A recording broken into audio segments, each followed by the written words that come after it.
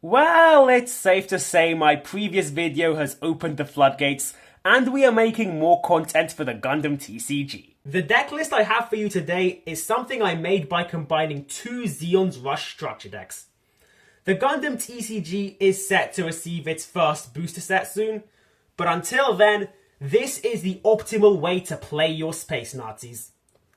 As for this deck's actual playstyle, it's a highly aggressive, all-attack, no-defense deck that just focuses on ending things as quickly as possible by swarming the field with a bunch of low to mid-level troops. It does kind of falter in the late game, but if you play your cards right, pun intended, there's not going to be a late game. Now, let's get into it, starting off with the units.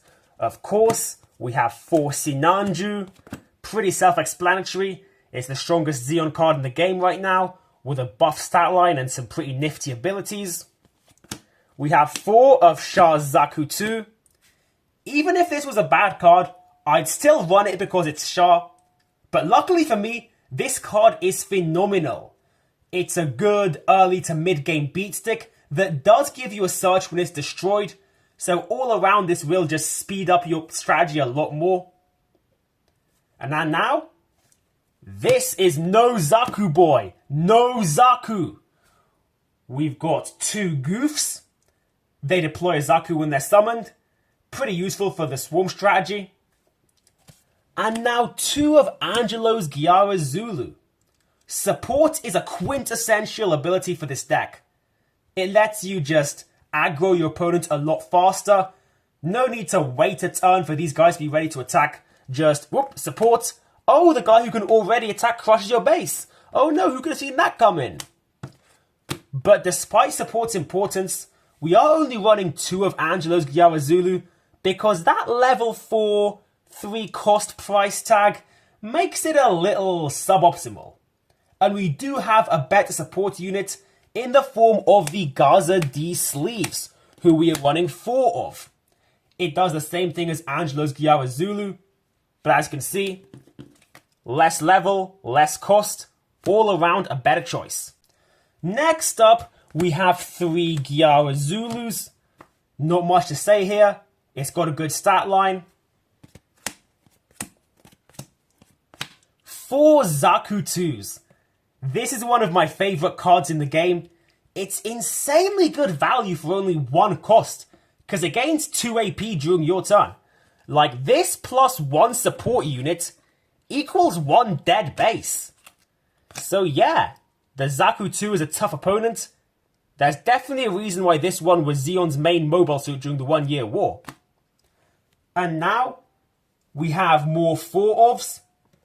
4 Zaku 1 and 4 Jurassic Sleeves. This might sound crazy, but these are the most important cards in the deck. Just hear me out for a second.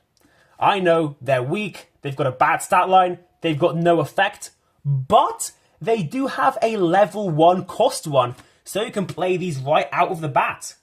In a deck that's all about ending things as quickly as possible before your opponent has a chance to react, being able to get a play right off the get-go is a lot better than you think, even with the bad stat line, because once again, they can be supported, and they can just swarm the field given how cheap they are. Do not underestimate the 1-1s. We're running as many of them as possible, because really, they are the stars of the deck. I cannot stress this enough. I love these cards. And that's it for the units. Now on to the commands. 4 close combat. Blockers shut down this deck's strategy. Close combat shuts down blockers. Enough said. And then we have a command/pilot in the form of Indignation or Angelo Zaupa. This card does come up occasionally, and when it does come up, it's a bit of a lifesaver because it can either support your units in a pinch or give your Angelo's Gyara Zulu a link so it can attack straight away. So yeah, it's just a pretty nice one-off to have. And now we're on to just straight pilots, no command hybrids. We've got 4 full frontal, no explanation needed. He links with the Sinanju. And also, if he's paired with anything, he does get you a free deploy. So once again, more rush. Yeah, this deck is a very unga-bunga one-note deck, but it is very fun, I promise. And now we have the man, the myth, the legend, the best Gundam character, the Red Comet Shah. We're running 4 Shah Aznable. Oh my god, yes, I love Shah. But yep, we're going to link him up with our Shah Zaku. And also, he does just accumulate AP, gives you an extra +1 during your turn. Which, once again, yep, who could have guessed it?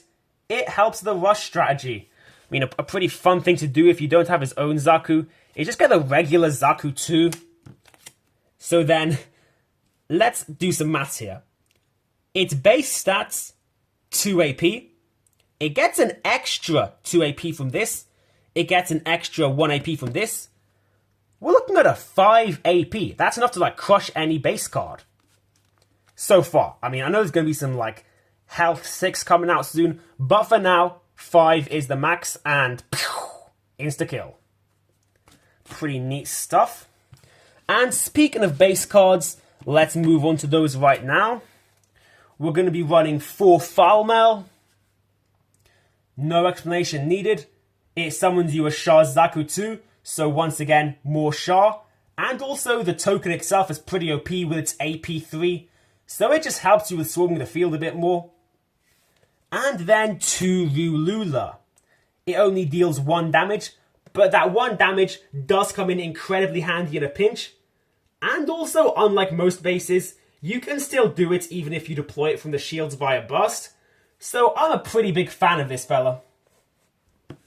And yeah, that is it for my double Zeon's Rush deck list. I hope you enjoyed the video. Leave a comment if you want to see more Gundam TCG on this channel. And don't forget to like and subscribe.